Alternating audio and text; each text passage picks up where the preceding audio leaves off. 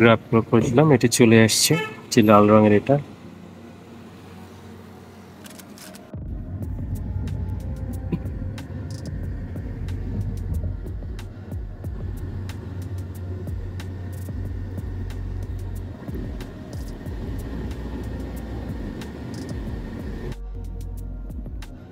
মালয়েশিয়াটাও অনেক সুন্দর। এখানে এই মুহূর্তে আমি আছি পেনাঙে। পেনাঙে জর্জ টাউনে আমার হোটেল। জর্জ টাউন থেকে আমি এখন যাচ্ছি পেনাং হিলের দিকে, যেটা পেনাঙের সৌন্দর্যের মধ্যে অন্যতম।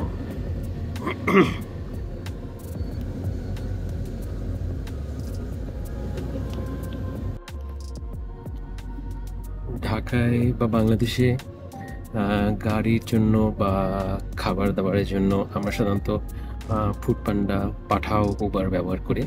তো এখানে যেটা দেখলাম, ওই ফুড ডেলিভারি, তারপরে গাড়ি, বেশিরভাগ সার্ভিসই গ্রাবের মাধ্যমে করা হয়। তো আমি আমার উবার অ্যাপস থেকে ট্রাই করেছিলাম, তো এখানে উবার সাপোর্ট নেই মনে হচ্ছে। বাট আমি সৌদি বসে যখন ট্রাই করছিলাম উবার দিয়ে, তখন উবারে চড়ে বেশ মজা পাচ্ছিলাম আর কি।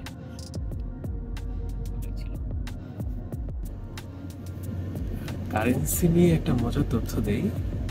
আমি যখন সিঙ্গাপুরে ছিলাম, সিঙ্গাপুরে ওখানে এসজির ভ্যালু ছিল বাংলাদেশি টাকায় 99 টাকার মতো ছিল আর কি।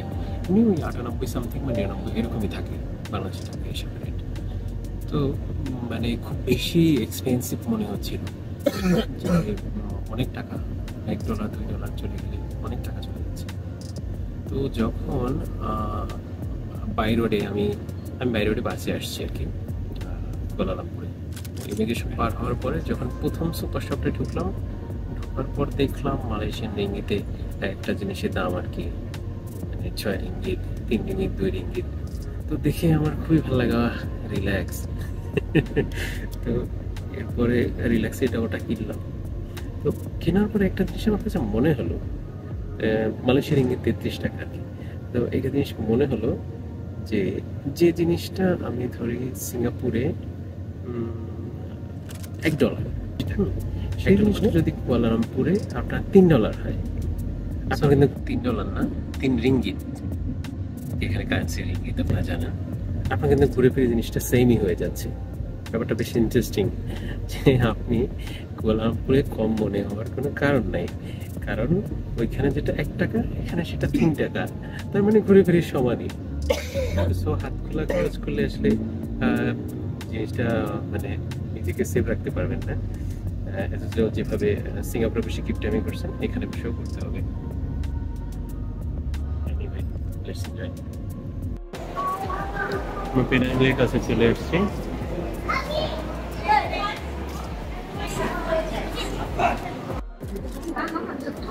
সকালে নাস্তা না করে বেরিয়েছিলাম, তো পাহাড়ের কাছে এসে খাওয়ার জন্য এটা তুলছিলাম আর কি। তো দেখলাম এদের এখানে রাইস আছে 2 রকম।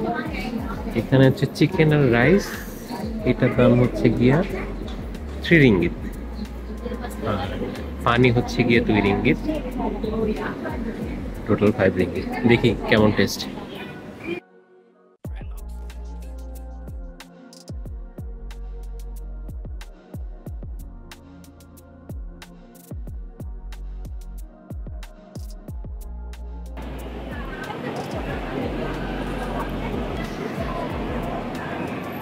আমার টিকিট নাম্বার 37, এখন চলতেছে 35। এটা অনেক সিকোয়েন্স মেনটেন করে। তো ওইখানে একটা মজার জিনিস হলো, মজার না ঠিক খারাপ থাকার জিনিস একটা, যেটা হচ্ছে যে পাহাড়ে চড়ার জন্য এখানকার যারা স্থানীয় তাদের জন্য হচ্ছে গিয়ে 16 রিঙ্গিত, আর যারা অন্য কান্ট্রি তাদের জন্য 30, অর্থাৎ ডাবল। তো আমাকে ডাবল দিয়ে টিকিট কাটতে হলো। টিকিট কাটলাম, এবার সবাই লাইনে দাঁড়িয়ে আছে। সব কিছু নিয়ম শৃঙ্খলা মেনটেন করে সুন্দরভাবে। প্রচুর ক্রাউডি, এইটা মানে পার ব্যাচে 5 জন করে নেয় আর কি, তারপর ভুলোতে পারতেছে না। একটা চলতেছে 36, তার মানে 20 মিনিট ধরে বসে আছি, তারপরে হবে গিয়ে 37, আমি 37-এ। এখানে আরেকটা বিষয় বলা হয়নি, যেখানে নর্মাল লাইন একটা আছে আর একটা আছে এক্সপ্রেস। এক্সপ্রেসেরটা হচ্ছে গিয়া 80 রিঙ্গিট, যেটা হচ্ছে লাইনে দাঁড়াতে হবে না, সরাসরি ঢোকা যাবে।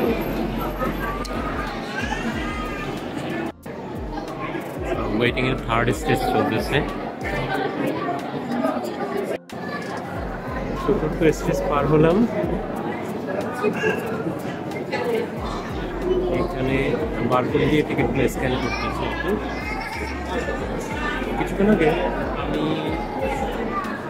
দুজন আর কি ব্রিটিশ সিটিজেন, মানে ইউকের সিটিজেনের সাথে কথা হচ্ছিল আর কি। নিজেরাই কথা বলা করতো যে নিজেদেরকে বলছে ব্রিটিশ সিটিজেন। তো একটু পরে আমি বললাম যে ইউ আর ব্রিটিশ সিটিজেন। ওরা বললো হ্যাঁ। আমি বললাম তুমি কি জানো আমার দেশ তোমরা 200 বছর শাসন করছে। ওরা একটু মানে হকচকে হয়ে গেছে। তারপর মানে আমতামতানি হ্যাঁ, মানে জিনিসটা হয়তো ওরা আগেও এরকম বাঙালিদের কাছে শুনছে।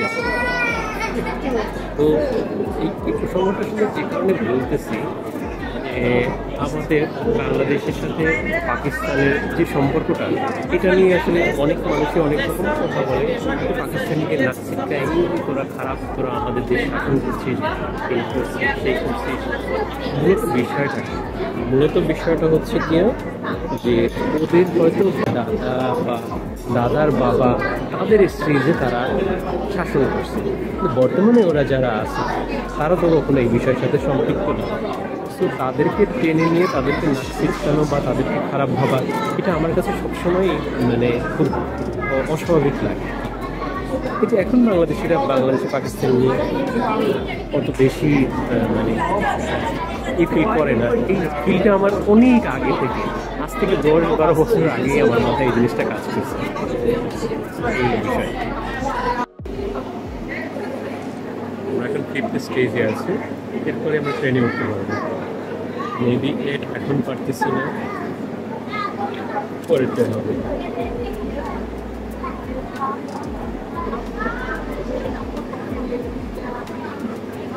প্রতিবার 80 জন করে নিতে পারে তারা।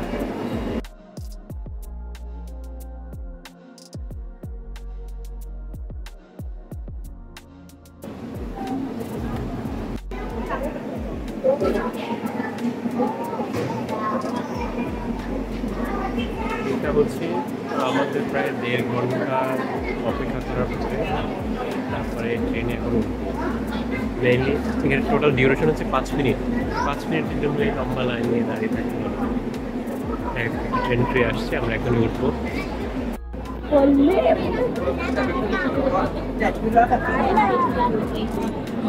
ট্রেনে উঠলাম।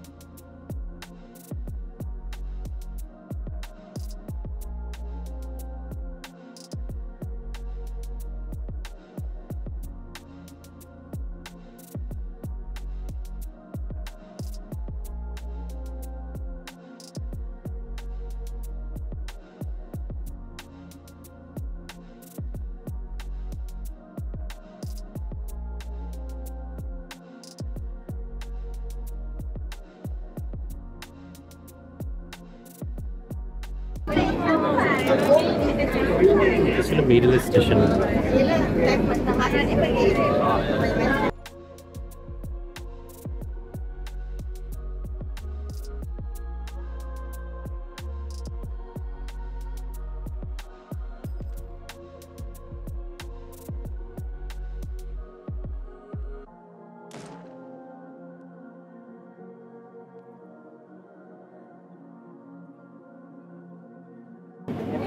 উপরে পৌঁছে গেছি। এটা আসলে যেটা হিসাবে বলি সমুদ্র সীমা থেকে 712 মিটার উপরে এই মুহূর্তে আমরা অবস্থান করছি।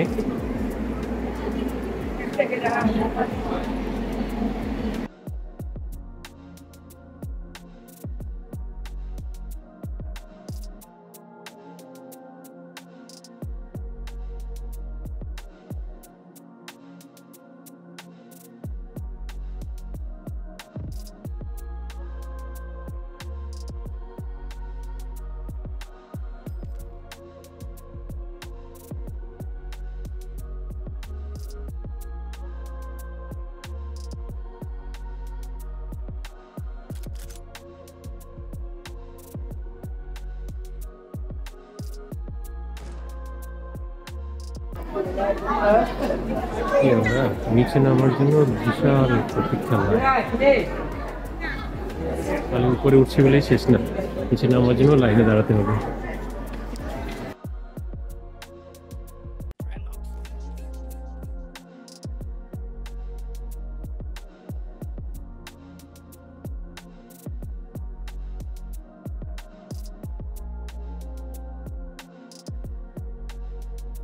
পেনাং হিল মালয়েশিয়ার পেনাং দ্বীপে অবস্থিত একটি পাহাড়ি এলাকা, সমুদ্রপৃষ্ঠ থেকে প্রায় 833 মিটার উঁচু। 1789 সালে ব্রিটিশ গভর্নর ফ্রান্সিস লাইট এলাকা উন্নয়নের সূচনা করেন এবং এখানেই তৈরি করেন গভর্নরের গ্রীষ্মকালীন বাসভবন বেল রিট্রিরো। ঔপনিবেশিক যুগে এটি ইউরোপীয় বসবাসের জায়গা ছিল, কারণ ঠান্ডা আবহাওয়া নিচের শহরের গরম থেকে মুক্তি দিত। 1923 সালে এখানে ফানিকুলার রেলপথ চালু হয়, যা এখনও পর্যটকদের যাতায়াতের প্রধান মাধ্যম। পাহাড়ে আছে ঐতিহাসিক শ্রী আরডুলি Thirumurugan temple, Penang Hill mosque এবং ব্রিটিশ আমলের গেট হাউস। এখান থেকে পেনাং দ্বীপ, জর্জ টাউন এবং মূল ভূখণ্ডের প্যানোরামিক দৃশ্য দেখা যায়। প্রাকৃতিক সৌন্দর্যের জন্য এটি ইস্ট গার্ডেন অফ ইডেন নামে পরিচিত।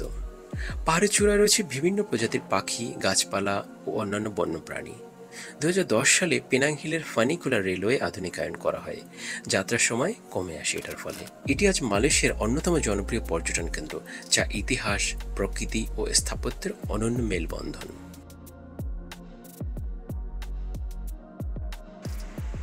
এখানে বাইনোকুলারের মাধ্যমে পেনাংকে দেখা যায়। তো আমার কাছে জিনিসটা কোনো মানে ফলপ্রসূ বা কাজে কিছু মনে হলো না। 1 রিঙ্গিত খরচ। আমি ট্রাই করেছিলাম, কিন্তু ভালো লাগেনি।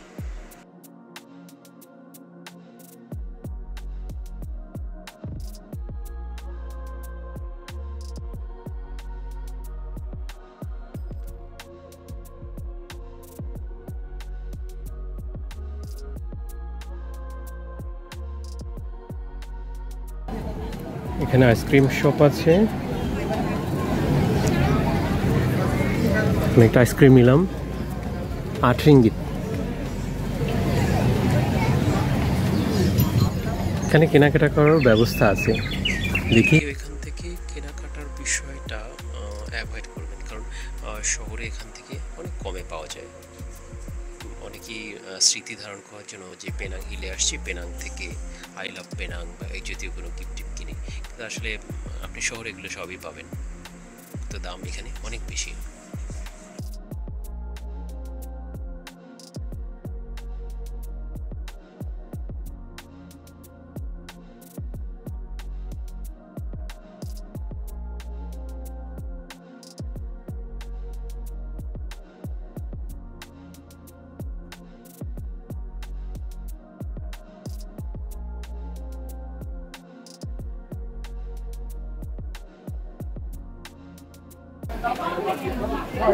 আমি এখান থেকে বাম পাশে দ্বিতীয়টা নিচ্ছি,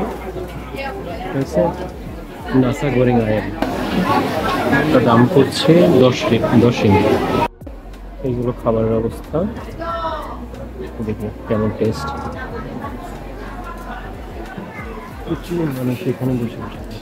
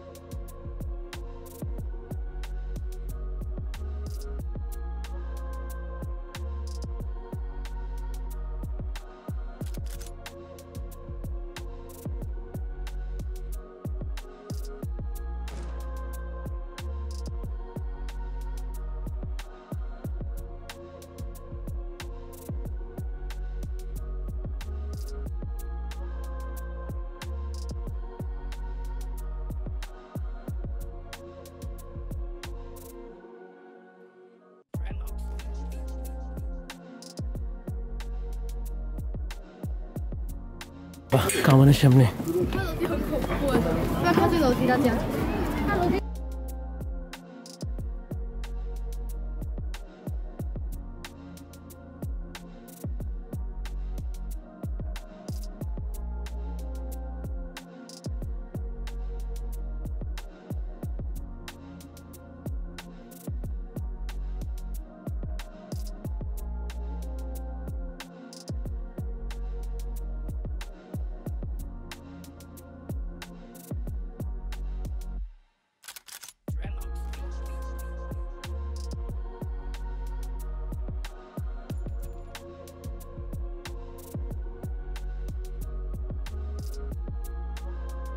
এটি পেনাং হিলের অন্যতম প্রাচীন হিন্দু মন্দির, যা 1800 দশকে নির্মিত হয়। মন্দিরের স্থপতি মূলত স্থানীয় হিন্দু সম্প্রদায়, বিশেষ করে সেই সময়ের সিপয় ও দলি বহনকারী শ্রমিকরা।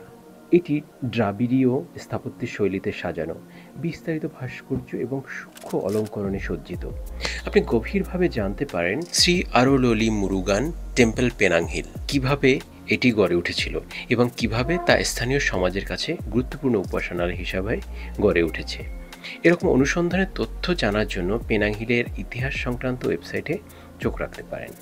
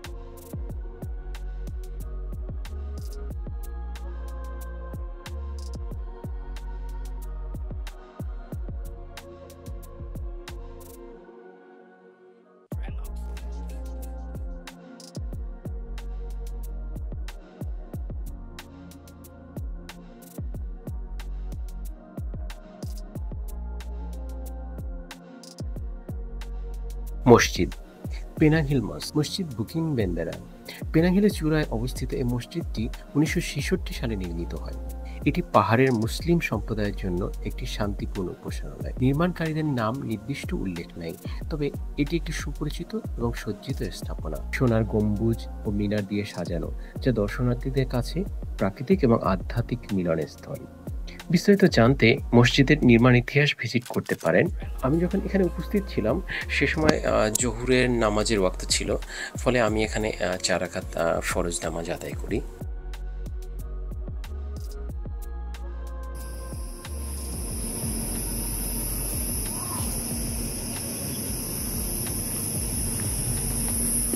Gate house.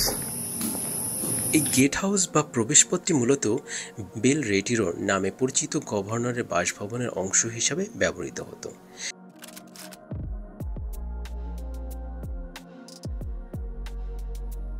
বেল রেটিরোর নির্মাণ প্রায় 1789 সালে হয়েছিল ব্রিটিশ উপনিবেশকালে, যা গভর্নরের মর্যাদা এবং প্রশাসনকে প্রতিনিধিত্ব করত। ডিলারিং মাসাক নো এন্ট্রি মানে হচ্ছে সমস্ত সাধারণ জনগণের প্রবেশ নিষেধ। সাধারণ জনগণ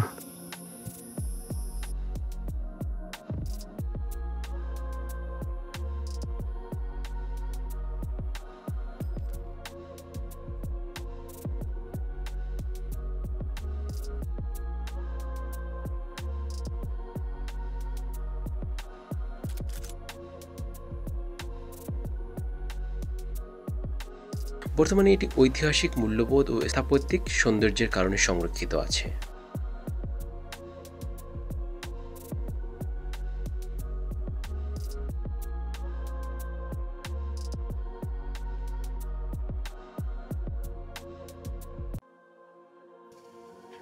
ফুল গাছ দেখা যাচ্ছে, এত বড় ফুল গাছ হয় আমার ধারণার বাইরে। প্রচুর ফুল।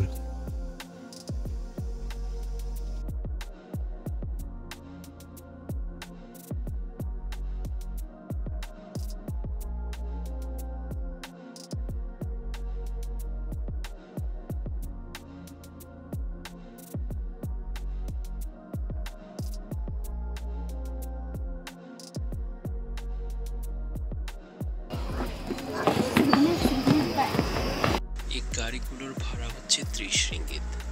আপনাকে পাহাড়ের উপরের অংশটা ঘুরিয়ে দেখাবে ওরা।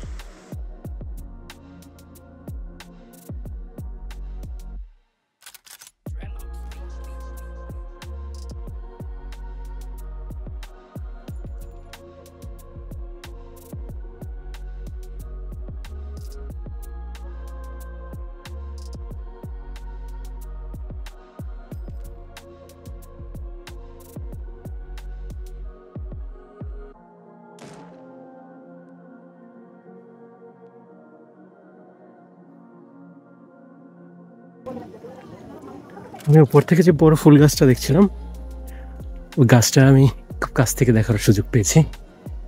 সুযোগটা ফেলে দিব কেন? শুধু হলো 30 রিঙ্গিত দিয়া দেখতে আসছি। যেহেতু এক্সট্রা খরচ অলরেডি বহুত হয়ে গেছে।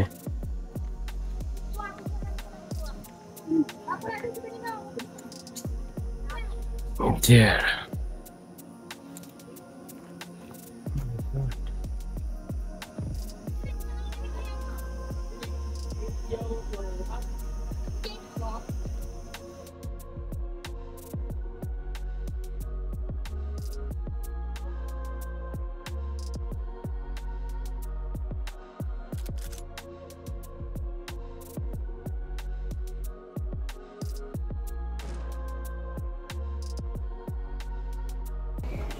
নিচে নামার জন্য আবার এখান থেকে নাম্বার সংগ্রহ করতে হবে।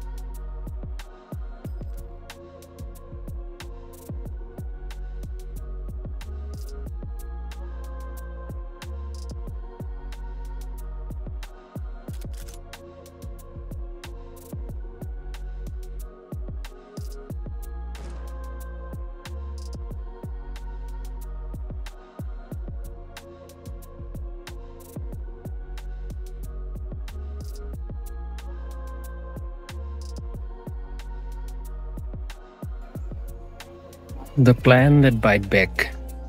I don't know, and I also don't want to taste it.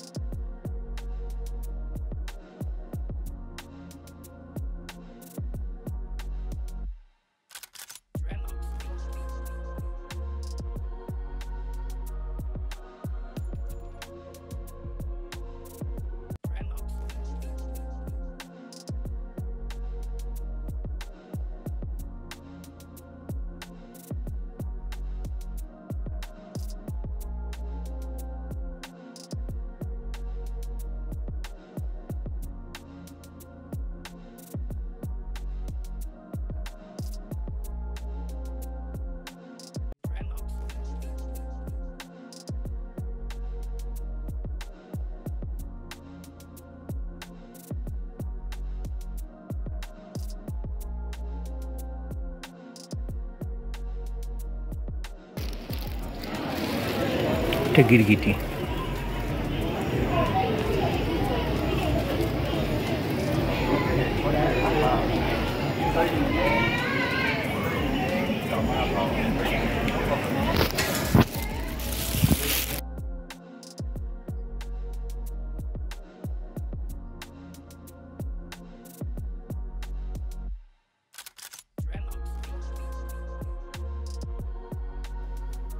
ঘুরতে আসলে একটা জিনিস অবশ্যই করবেন, যেটা হচ্ছে সেই স্পট রিলেটেড যতগুলো পয়েন্ট আছে এবং যা কিছু দেখার আছে সবগুলো দেখে নেবেন।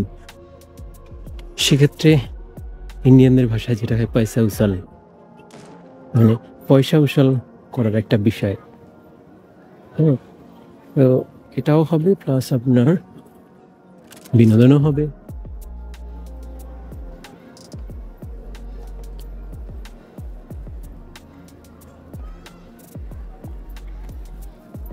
আমার কিউ নাম্বার হচ্ছে কি 26, বর্তমানে চলতেছে 24। তো 26 আসতে সময় লাগবে।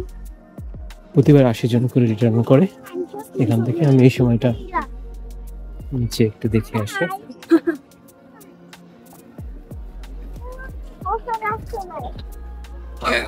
সবকিছু সুন্দর, ওয়েল অর্গানাইজ।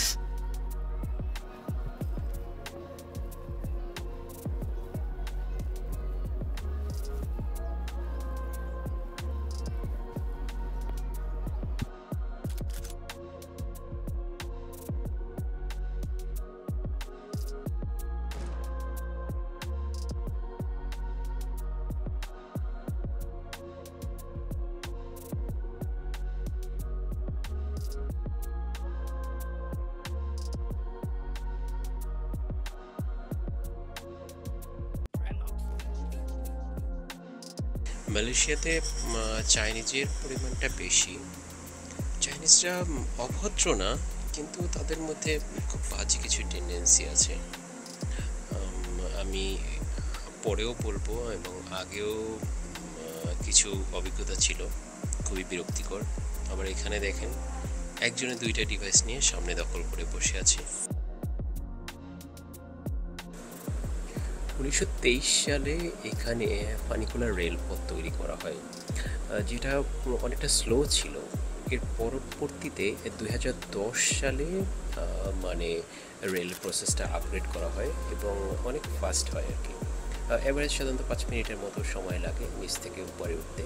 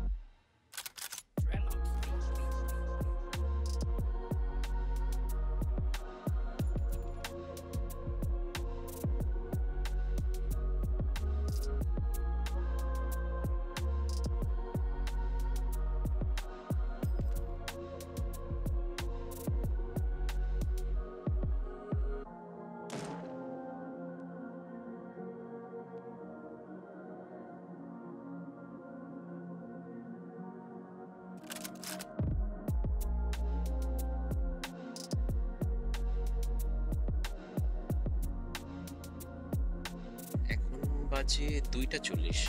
আমরা শুরু করেছিলাম ঠিক 1টার সময়, অর্থাৎ পুরো পেনাং হিল ঘুরতে 1 ঘন্টা 40 মিনিটের মতো সময় লাগে, বা সর্বোচ্চ 2 ঘন্টা।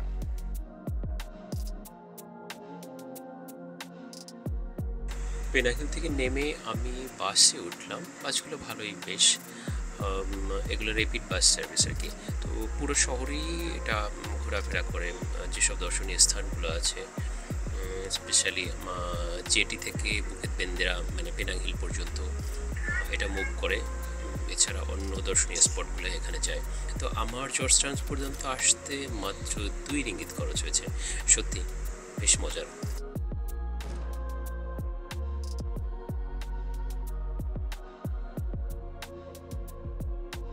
পালু পেনাং অথবা পেনাং স্টেট মস্ক, এটি পেনাং রাজ্যের সবচেয়ে বড় এবং গুরুত্বপূর্ণ মসজিদ। এটি নির্মাণ হয় 1980 সালে। এর ধারণ ক্ষমতা প্রায় 5,000 জন মুসল্লি। জর্জ টাউনে আপনি শপিং করার যথেষ্ট জায়গা পাবেন। এখানে রাস্তার সাথেই অনেক রকমের দোকান আছে, যেখানে আপনি আপনার প্রয়োজনীয় জিনিসপত্র কিনতে পারবেন।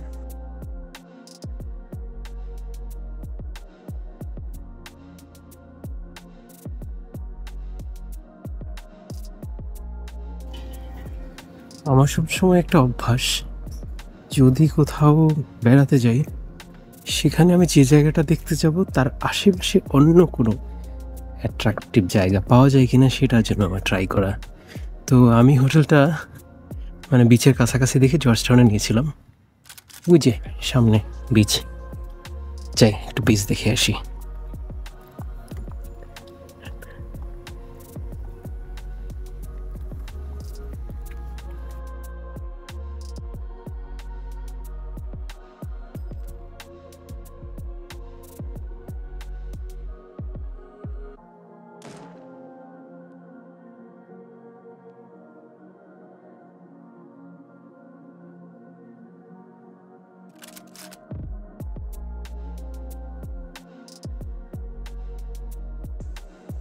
সিঙ্গাপুর এবং সৌদি আরব ভিজিট নিয়ে আমার আরও ভিডিও আছে, আপনি চাইলে দেখতে পারেন, যেগুলো আপনার অবশ্যই ভিজিটের সময় কাজে আসবে। রাত 8টার দিকে আমি ডিনার করলাম এখানে একটি বাঙালি হোটেলে, যেখানে গরুর মাংস দিয়ে খেলাম। খুবই টেস্টি, গরুর মাংসে কালাভুনা। রাত 11:30টার দিকে আমাদের বাস ছাড়ার কথা ছিল, তো বাস ছাড়তে অনেক দেরি হয়েছে, 1:30টার মতো বেজেছে ওখানে। তো যে বাস ছিল ওটার নাম ছিল আলিবাবা। তো বাসটা বেশ ভালোই ছিল। আরও কিছু এক্সপিরিয়েন্স ছিল যেগুলো আমি পরে শেয়ার করব সামনের এপিসোডে, যেখানে আমি পেনাং থেকে কুয়ালালামপুরের ভিজিট নিয়ে আমি কথা বলবো। তো সবাই ভালো থাকবেন। আসসালামু আলাইকুম।